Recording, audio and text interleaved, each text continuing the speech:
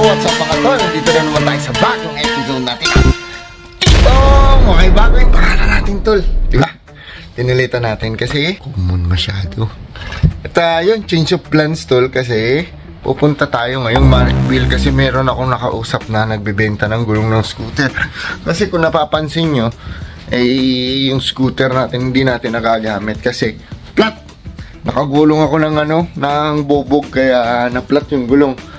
So may replacement doon na hindi na natin kailangan palitan yung gulong tsaka tubeless na, hindi na pa-flat. So puntahan natin sa Marikville tapos tignan natin kung ano yung mga susunod na mangyayari. So magkakape muna tayo para makatipid. Dito na tayo magkakape.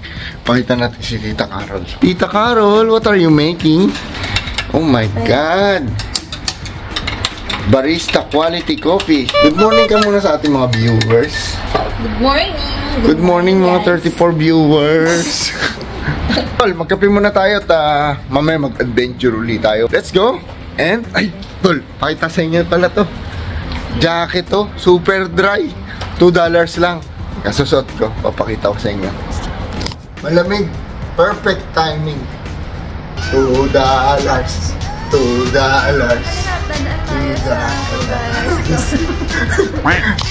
Ano, diba? Bagong laban na yan, kaya pwede na natin isot. Super dry. Sikat yata to sa atin kasi parang to yung mga Onitsuka, diba? Parang 70 pesos lang pumapata. Meron naman tayo bagong mamaya uli. Linis muna kami ng kwarto. Ay, nakwento ko ba sa inyo? Bumili ako Xbox. Nakwento ko ba sa kanila yan? Bumili ako Xbox tol, $30 lang. Kasama ng mga bala.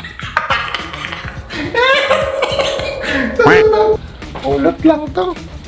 Napulot namin sa, ano pangalan nito? Mall to dun sa may Westfield Mall. So may kasama na si Pakundo. Ayan, ay, napulot. Ito si Pakundo, diba? Napulot natin habang nagtutur tayo dun sa Tapos, punta tayo pag maaga pala. May plano tayo, tol. Punta tayo sa car yard. Yan, tignan natin kung ano yung mga sasakyan na binibenta doon. Kasi magsa-summer na at yun, malapit na tayo makabayad-bayad sa mga utang-utang nating maliliit na konti-konti na lang. Kaya siguro panahon na para i-entice naman natin ang sarili natin sa konting karangyaan. So maghanap tayo ng sasakyan para medyo maginawa tsaka magkaroon to ng maraming ship. Coffee mate. Milk in my coffee. Coffee mate. All new Coffee Mate from Nestle. Kasi dati nung maliit ako, totoo yung mga tita ko sa akin. Kasi yung commercial ng Coffee Mate, milk in my coffee. Perfect. Coffee Mate. I like the taste of milk.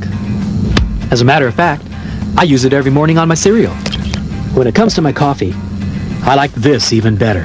Coffee Mate makes coffee taste rich, smooth, and creamy. That's a fact. Milk in my cereal, Coffee Mate in my coffee. Makes sense to me. Coffee Mate from Carnation. What you put in coffee even when there's milk. Ewan ko, nalimutan ko na pero solo ko yun. Straight na English for 3 minutes na commercial. Oh, ang ganda, ang galing. Solo ko. Ngayon di na. Kasi, yung dila ko talagang na-develop na sa Tagalog. Kaya, medyo matigas na. So, yun, tol. Magkape muna tayo tapos biyahe na tayo at malaman natin kung ano yung mga susunod na mangyayari mamayang hapon. So, let's go! Habang maaga at mamasyal tayo para mamayang hapon naman may activity pa tayo na magagawa kasi bukas pasok na. Pagod na naman! Pagod na mamaya uli! $2!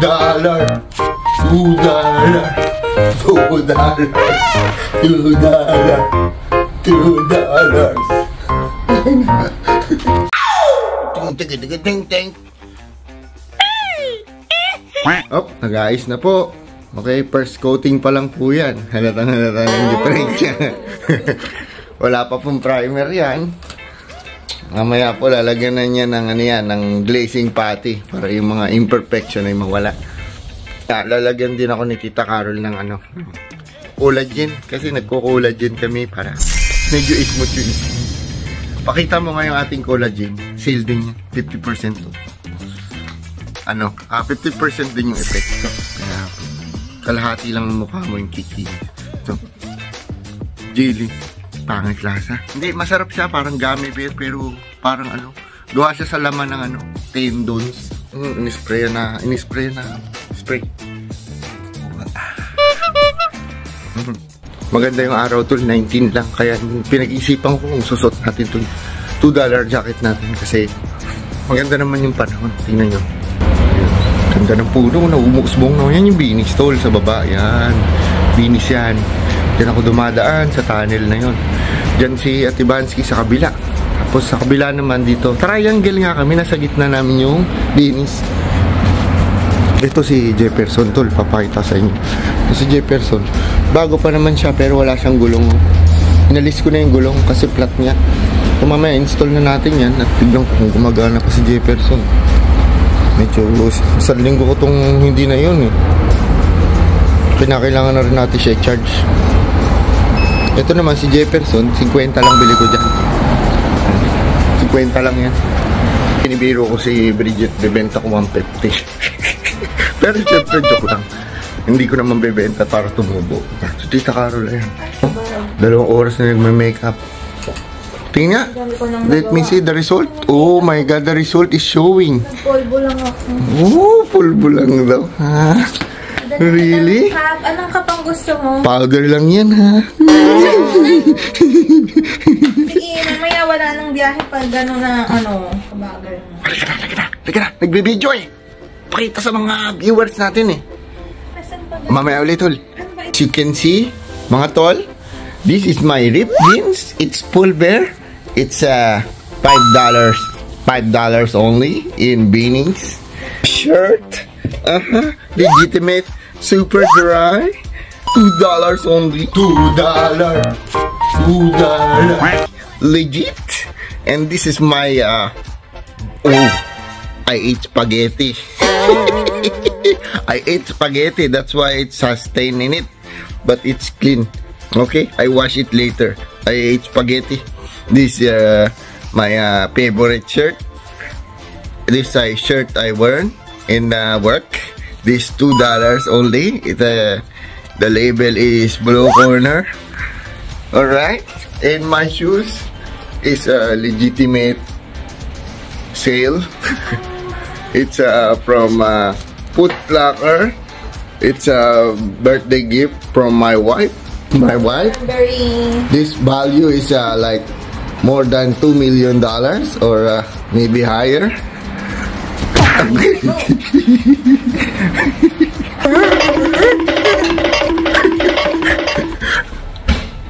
Kasi inaapi ako niyan.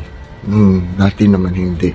Nung nandito na kami sa ibang bansa, inaapi niya na ako. Kaya battered husband. Don't hurt me. Okay? Don't hurt me. I'm innocent. What do you need to do? Tidy up mo na yung room natin, darling. Easy peasy. Okay? First thing we need to do is tidy up our room. Okay, this is an English vlog. We are not allowed to speak Tagalog. Okay? I clean the room. I show you. Come here. I can show you the way.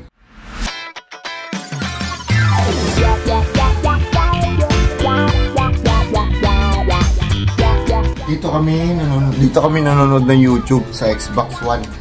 Yes eh. Para na rin siyang TV box. Nakakapanood ka ng Netflix. Ihira naman ako mag-games ngayon kasi may edad na. Mahilig ako mag-games dati.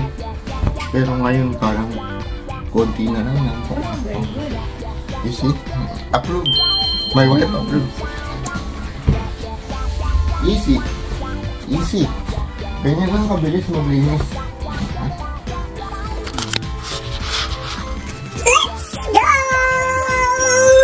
Let's go tol. 9:55 yung bus.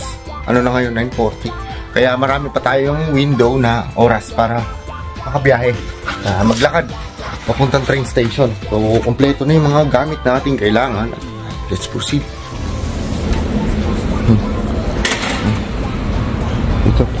Ito walang kahirap-hirap ang garbage collector kasi automated na lahat. Pati yung truck nila. Naka-design para dyan sa mga ano na yan. Para dyan sa mga garbage receptacle na yan na hindi na nila kailangang hawakan. Yung mismong truck na yung pick up. Dadalhin lang nila, itatapat lang nila doon sa truck. Tapos yung truck na bahala. Si tatay oh, Harold. Si tatay. Tatay kasi, mabait yan. Yan. Lagi yan namin kasabay. Yan, kung nakikita nyo siya. It's a tiny piece of paper. Lagi namin yung kasabay sa elevator. Lagi kaming nagkukwento nasa elevator. Bait yun, parang si Lolo. Palabati. Oh, dito na tayo sa labas. Medyo malamig din. Buti nag-jacket tayo ng ng medyo dissenting jacket na makapal-kapal. $2.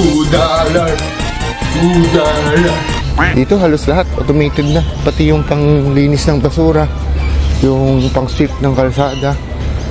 Yung mga dahon, hindi na nila yan winawalis. Di ba sa atin winawalis? Sa kanila binubuga na ng hangin, tapos tinatabi sa gilid. Tapos may truck sila na parang may walis. Dadaanan lang nila yan. Nakakot na. Unti na ako nagre-review ng DKT nila rito, tol. Kasi plano ko ngayon dapat. Ngayon linggo, kuha ko Lunes. Naiba yung plano. Sabi ko kailangan para isang take lang.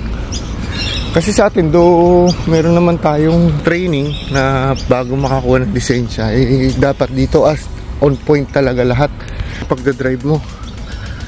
Kasi malaki yung multa rito pagka nagkamali ka. Kaya siguro, binigyan ko pa ng isang linggo yung sarili ko para mag-review sa DKT.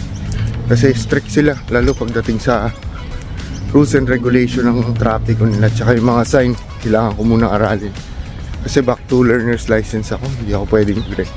Maya ulit tol, hingal ako. Titingnan namin yung post office kasi magsisend kami ng mga dokumento dito sa investment ni Tita Carol. Kasi kasuhin niya, kinakailangan ng mga pirma namin tsaka dokumento para ma-approve. Ito yung paborito namin Sutherland hot bread.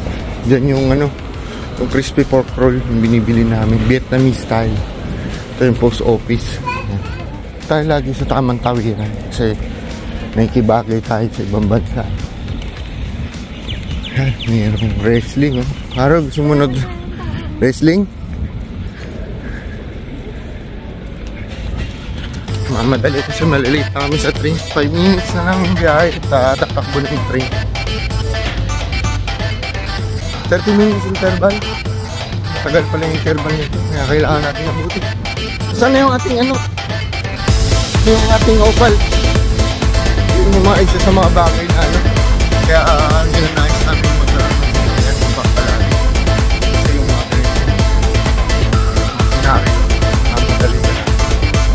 Yo tol, dito na tayo sa Sindenham. Dito natin kukunin yung ating gulong ng scooter. Sino ba itong nag-message sa akin? Si Kuya Benny. Nag-message kasi mamaya tutulungan namin si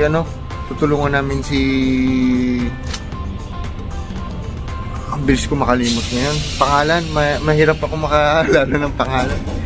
Ang pangalan nito? Si Chris, yung kapitbahay na si Carla. Kasi may nalimutan pa siya sa Silvania. Siyang nalimutan sa Silvania na mga gamit, kinakailangan ng tulong ng manpower. Kaya siguro samahan namin siya para mahakot niya yung mga dapat hakutin. So kunin muna natin yung gulong dito, tapos kung may oras mag-carrier tayo. So ewan ko mamaya kung ano yung unahin natin. Baka yung scooter muna. Mamaya ulit tol. Tol, subscribe naman kayo sa YouTube ko para sabay-sabay tayong mamasyal at mapagsalu-saluhan natin kung ano yung mapapasyala natin dito sa Down Under. Bye-bye! Thank you, tol! Look around.